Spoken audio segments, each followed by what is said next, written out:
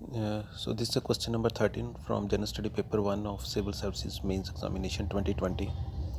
The question is that since the decade of 1920s, the national movement acquired various ideological strands and thereby expanded its social base. Discuss. The question is कि 1920s के decade में 1920s में 1920 से 29 के बीच जो national movement थी उसमें जो लीडर्स थे उनकी कौन कौन सी आइडियोलॉजीज़ उस वक्त प्रिवेल कर रही थी और ये जो डिफरेंट आइडियोलॉजीज़ थी नेशनल मूवमेंट से रिलेटेड जो डिफरेंट आइडियोलॉजीज़ थी इन्होंने कैसे जो नेशनल मूवमेंट का सोशल बेस एक्सपेंड किया। सोशल बेस एक्सपेंड मतलब कि सेक्शन के जो सोसाइटी के डिफरेंट सेक्शंस के लोगों को कैसे उसमें उन्होंने इन्वॉल्व किया या अट्रैक्ट किया। तो सबसे पहले इसमें आंसर में हम देखते हैं कि महात्मा गांधी का। महात्मा गांधी उस समय नेशनल मूवमेंट के मेन लीडर थे, तो उनकी नॉन वायलेंट स्ट्रगल की उनकी आइडियोलॉजी थी। तो उनकी जो आइडियोलॉजी थी इसने सभी सेक्शन को अट्रैक्ट किया, तो फ्रीडम स्ट्रगल में सभी लोगों को अट्रैक्ट किया। तो इसमें फॉर द फर्स्ट टाइम देखा गया कि विमेन भी नेशनल मूवमेंट में ज्वाइन किए और गांधी जी ने हिंदू मुस्लिम एकता को बढ़ाने के लिए उन्होंने जो खिलाफत मूवमेंट थी उसको नॉन कोऑपरेशन मूवमेंट से मर्ज कर दिया। तो इससे क्या हुआ कि नॉन कोऑपरेशन मूवमेंट में मुस्लिम्स ने भी काफ़ी बड़ी तादाद में उन्होंने पार्टिसिपेट किया था। और 1920s में रेवोल्यूशनरी आइडियोलॉजी भी देखी गई थी। तो रेवोल्यूशनरी आइडियोलॉजी काफ़ी तेज़ी से इंक्रीज़ हुई। ये जो रेवोल्यूशनरीज थे ये चाहते थे कि आर्म्ड रिवोल्ट हथियारों की मदद से वो ब्रिटिश से फ़ाइट करना चाहते थे।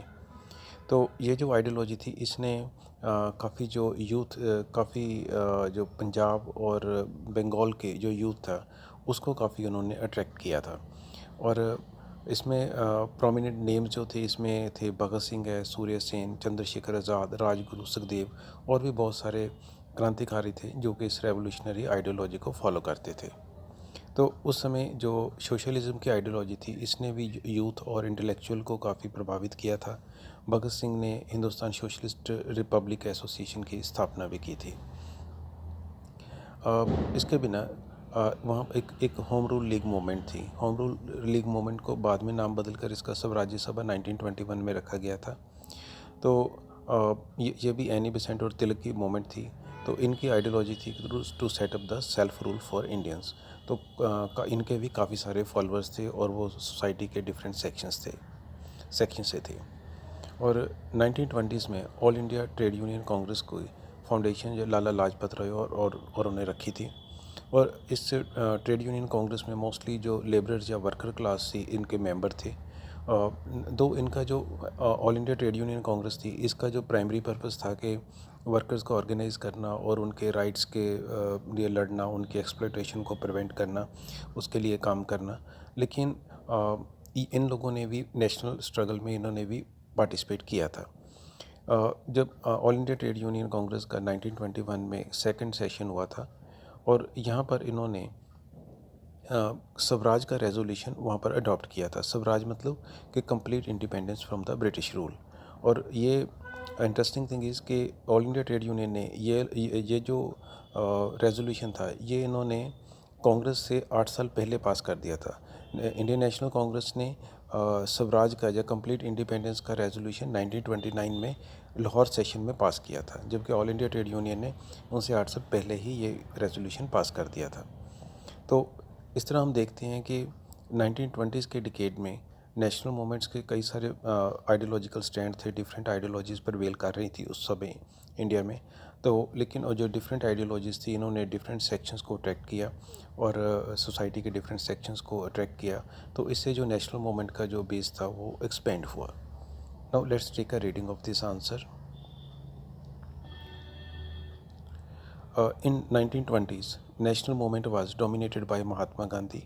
His ideology of non-violent struggle against colonial rule attracted people from all sections of society. Even women also came to join national movement.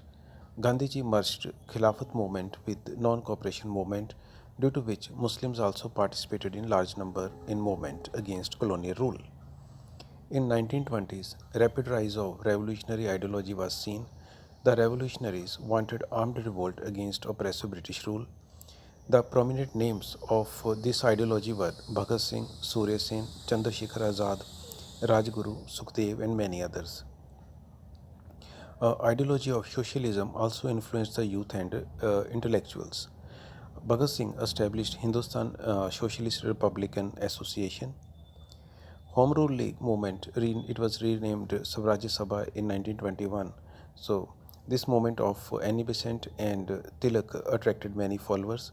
Its ideology was to set up self-rule for Indians. Then in 1920, All India Trade Union Congress was founded by Lala Lajpat Rai and others. Worker class joined it in large number. Though the primary purpose of All India Trade Union Congress was to organize worker class and to struggle for their rights, but this organization contributed to nationalist struggle also. In second session of All India Trade Union Congress in 1921, All India Trade Union Congress adopted resolution of Swaraj, that is complete independence from British rule. And it was 8 years before Indian National Congress which adopted such a resolution at Lahore session in 1929. In this way, we see that since the decade of 1920s, the nationalist movement acquired various ideological strands and expanded its social base. Thank you.